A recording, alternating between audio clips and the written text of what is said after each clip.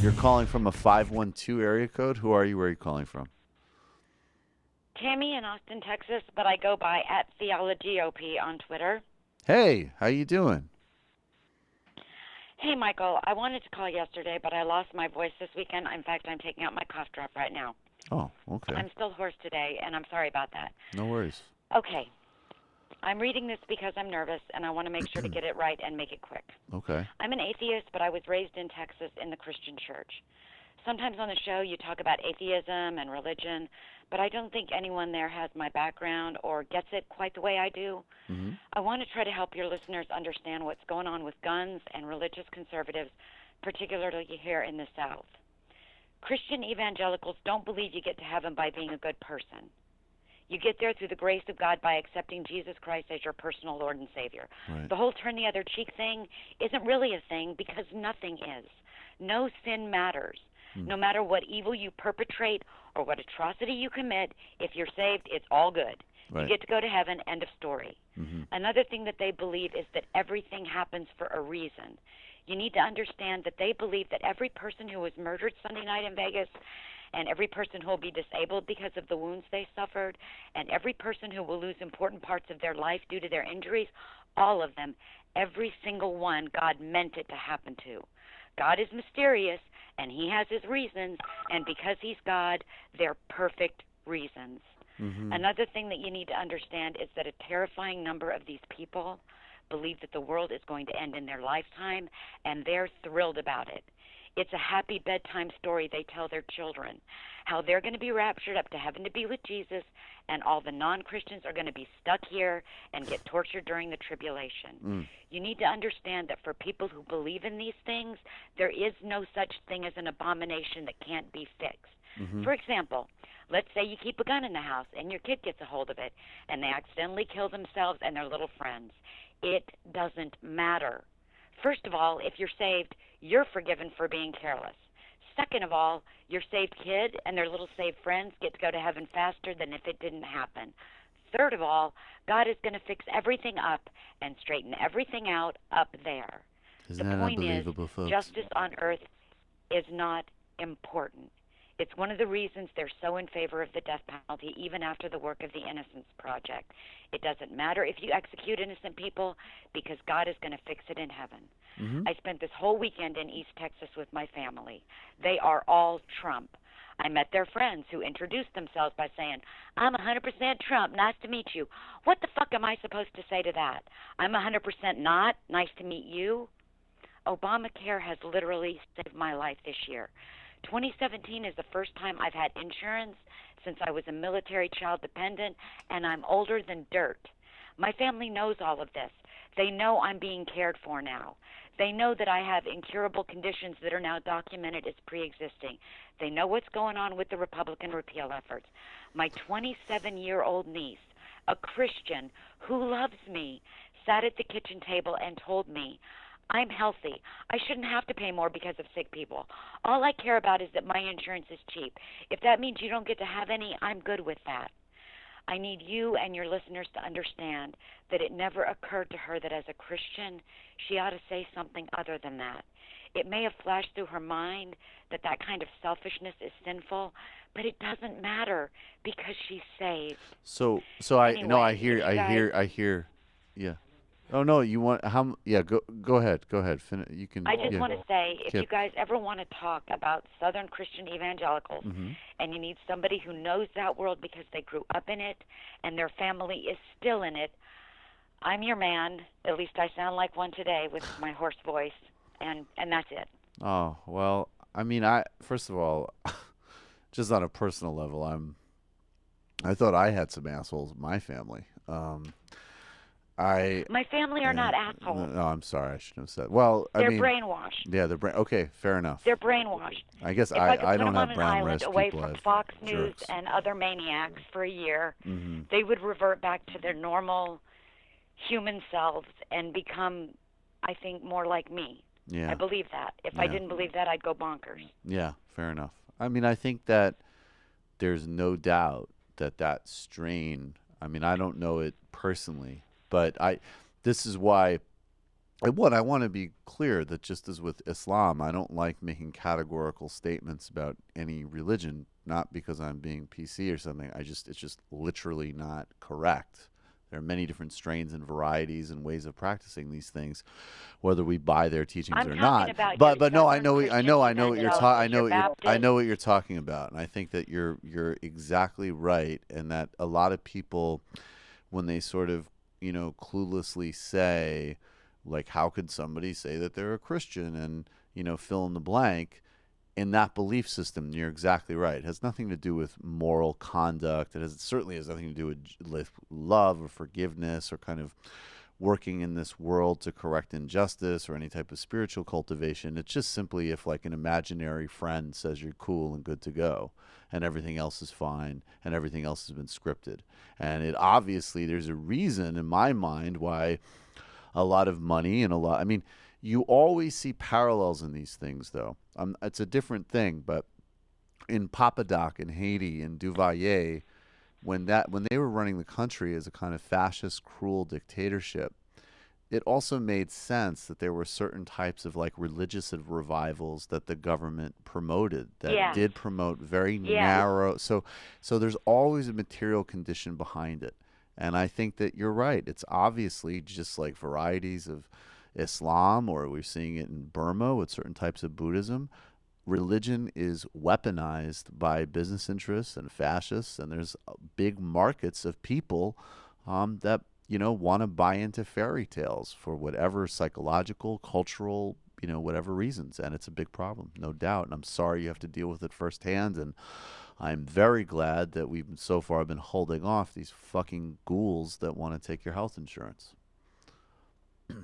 Well, I want to say that listening to the show, it, to say it's a comfort to me, you have no idea. I live in a very liberal part of Texas. I'm in Austin. Good. But my family is in a very it's called Plan Country for a reason. East Texas is extremely, extremely conservative in an extremely ugly way. But what I just want everyone to understand is there is this kind of sadness that you hear on Twitter and on social media where people are like, how can Christians say this? How can Christians do this? You know, the reason is if you're of the evangelical faith, you're not required to reduce human suffering. You're not required to behave morally. The only thing you're required to do is accept Jesus Christ as your personal Lord and Yes. Savior. Once you've done that, literally, it is the purge. It is no holds barred. It is there are no rules. It is you have got your all access pass to heaven. Yeah, And whatever your you do from then imaginary on in is friend all good. has you covered. But I totally get it, and I think that or I don't totally get it because I don't have the same direct experience of it, but I understand it. But I do think that, as I kind of keep wanting to lead towards, I do think that, and actually in some ways it's very analogous to the Middle East. People talk as if some of these, and it's different in Islam, and in a way there's this actual, in some Islamic fundamentalism, there's this very disturbing emphasis on you actually have to take specific actions in the world to fulfill specific requirements, and those actions can be really horrific. But the similarity that I think in both instances that connects that rise, and this is modern in both contexts, 70s, 80s, 90s to the present, in the Middle East and in here, is a destruction of the left in both societies, in fact, an assault on labor, an assault on Modernity. civic, an assault. I mean, modernity, but very specific varieties of modernity. Like they're Yeah, comfortable, civilization. Saudis and Christian evangelicals and everybody, they're comfortable in a lot of ways with capitalist, supermarkets and Yeah, they have upscale cell mall phones. modernities, but the modernities of solidarity, leftism, and an understanding of class, which also just as easily can go through Christian and Islamic politics as well, which is important for Americans to remember, so we don't have a simplistic view of religion. That when that is crushed, the vacuum is fantasy, fundamentalism, reactionary politics, reactionary religion, and this sort of grotesque version of religious fantasy life, which of course just so happens to coalesce with all of the ruling ideologies of how the elite would like people to conduct themselves, and no solidarity, all selfishness and consumption. So we see it. And I appreciate the call so much. I want to mention. Yeah, no, go ahead. You Take just reminded me of something that happened this weekend that I want to mention because it never gets framed this way. Mm-hmm. You were talking about the religious extremism in the Middle East. Mm-hmm. When I was in East Texas this weekend, I met a lady whose daughter was killed by her son because her daughter was gay and her son didn't like that. Jesus. And I said, oh, my goodness, your family suffered an honor killing. Right. And she looked at me like I had 3 ears on my forehead. It had never occurred to her that what happened to her family is no different than what Fox News goes on and on about honor killings. Absolutely. When you take out a family member for sinning, it's That's an honor killing. I don't care whether you're That's- Muslim or Christian. Yeah, of course, or Jewish or Hindu or whatever. And by the way, it does happen in all those contexts. Yes. Thank you so much for the call. Thank you Please. for indulging me. No, it wasn't and letting indulgence. me take so much time. No. We learned a lot, and please, I'm glad that I'm very glad what you said about the show, and please hang in there and enjoy Austin. All right, thanks again. Thank you. I really enjoyed that call. I recognize kind of. I mean, it's interesting because my family's Catholic, and I would there's a lot of resemblance there, but it's not quite so like. Like when the Muslim ban, for instance, happened, I have family members that are like, we're Catholics, that could happen to us next. So that software is in there. The evangelical thing is just like, it's, I don't know. It's scary. There isn't, like when you hear, and of course there are like plenty of, horrifying Stone Age Catholics, but it's, it's like, okay, well, you have a pope who's telling you, it makes it very awkward when someone, Steve Bannon, who is like, who knows how, I guess his Catholicism is, is just a vehicle for his, horror, his fantasies about Clash of Civilization or whatever. But, be like, I totally respect the Holy Father, but he doesn't know what the fuck he's talking about on global warming. It sounds ridiculous. But, yeah, these evangelical cultures are, those specific variants of it. There's no countervailing history or certainly positions of authority calling for social justice or spiritual cultivation, whatever. That is not there. And I think it is very analogous to, what we don't even see. Like, think of the official religious figures in Saudi that aren't just, talking about the stuff that we focus on, but just like the day in and day out, simplistic homilies and attacks on science and attacks on women and, lines for good luck, kind of mixed with self-help in a modern context. This is what happens.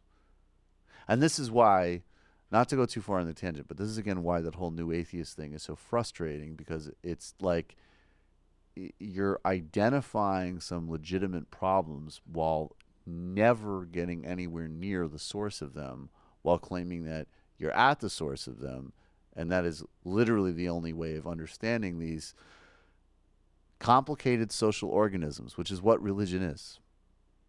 It's, and all of these religions can be deployed in, that's the reason why Iran and Shia revival is so interesting, because there are these incredibly fundamentalist, cruel, oppressive aspects to it. There's also other ayatollahs in Iran who are actually incredibly liberal. And then that was fused together with anti-imperialist politics in a way that it was not in the ones we backed from Saudi Arabia. So, you could see the different types of ways of using it even inside that one example. Hi, folks. Sam Seder here. We still need your help on our Patreon page.